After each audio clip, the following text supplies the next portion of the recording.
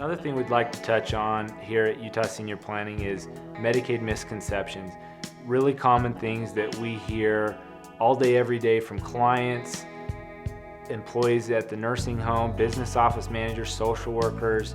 You just hear certain things, and I know lots of people out in the community hear different things from, Betty Sue at the hair salon or Joe the mailman.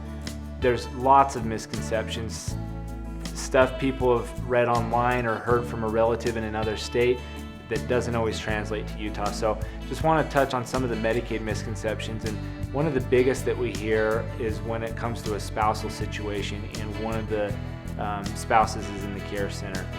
You don't have to spend all your money before the spouse in care is able to qualify for benefits. It's the biggest misconception.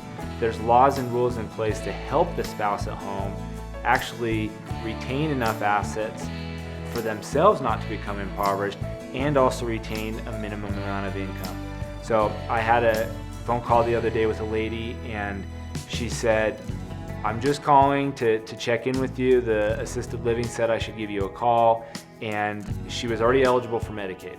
I went a little bit further and talked to her and found out that she wasn't getting an additional $900 a month that she should have been getting because of mortgage and utilities and costs like this. So there is a cost that comes when you don't seek out professional help to help get these benefits for you.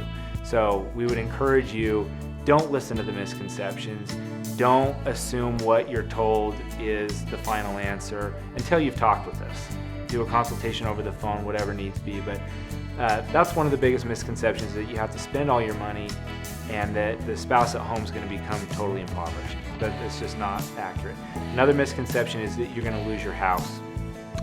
Again, there's lots of rules in place. If there's a spouse still living in the home, if that spouse at home survives the spouse in the nursing home, the house will remain. So those are some of the biggest ones.